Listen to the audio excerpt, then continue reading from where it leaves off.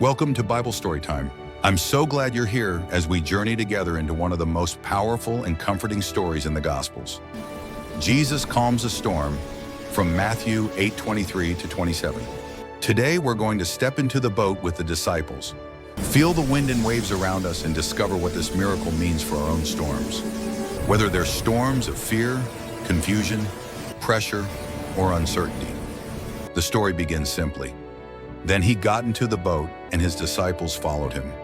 This seems ordinary, almost quiet, but whenever Jesus invites us to follow him, we rarely know what lies ahead. Sometimes we expect smooth waters, but instead we meet storms we never saw coming.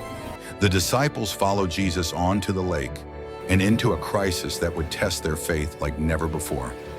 Matthew tells us that a furious storm came up on the lake so that the waves swept over the boat. Not a breeze, not a drizzle, but a violent, life-threatening storm. The disciples, many of whom were experienced fishermen, panic.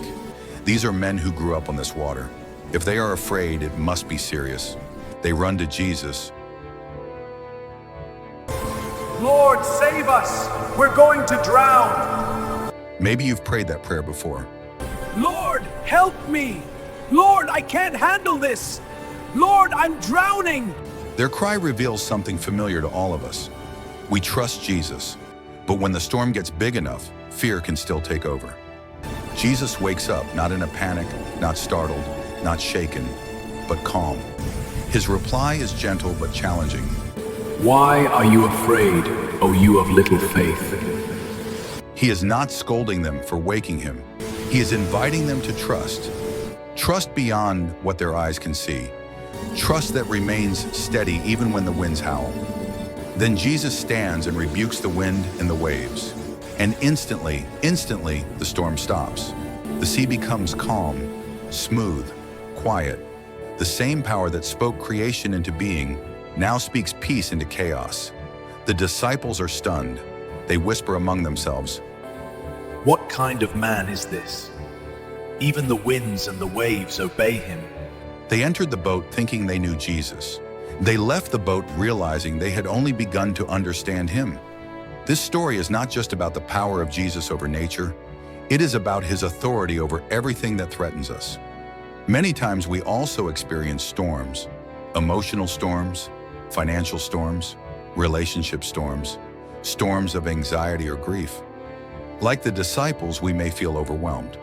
We may feel like Jesus is asleep, silent, distant. But this passage reminds us of something life-changing. If Jesus is in the boat, the storm cannot win. The storm may roar, the waves may rise, but Jesus is Lord over all of it. His presence does not mean life will always be calm, but it guarantees we will never face the storm alone. The disciples took their fear to Jesus, and so can we. He hears every cry for help, and he responds in his perfect time. Ask yourself, what storm am I facing right now? Have I allowed fear to drown my faith? Am I trying to row against the waves on my own instead of calling on Jesus? Do I believe he is greater than the situation in front of me? When fear rises, remember this story. When doubt whispers, remember who is in your boat. When circumstances feel out of control, remember that the one who commands creation itself is watching over you.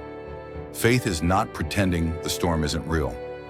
Faith is remembering that Jesus is more powerful than anything we face. Before we end today, there is one more important truth in this story, an invitation that Jesus extends to every one of us. When Jesus called the disciples into the boat, he wasn't just leading them across a lake. He was leading them into a deeper relationship with him. The storm became the very place where their understanding of Jesus grew. They moved from knowing him as a teacher to recognizing him as Lord over all creation. And the same is true for us. Sometimes the challenges we face aren't obstacles to our faith. They are invitations to experience God in a new way. Invitations to trust him more deeply. Invitations to see his power more clearly. Invitations to discover his peace more fully. The storm that scares you today may become the testimony that strengthens you tomorrow. So here is the invitation Jesus gives each of us. Come to me.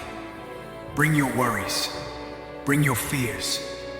Bring your exhaustion, your questions, your storms, big or small. He is not asking you to calm the sea. He is only asking you to trust the one who can. Thank you so much for watching and being part of this time in God's Word. If this message encouraged you, don't forget to like, subscribe, and share it with someone who might need this reminder today. Your support helps us reach more people with the hope and peace found in Jesus. God bless you, and see you in the next message.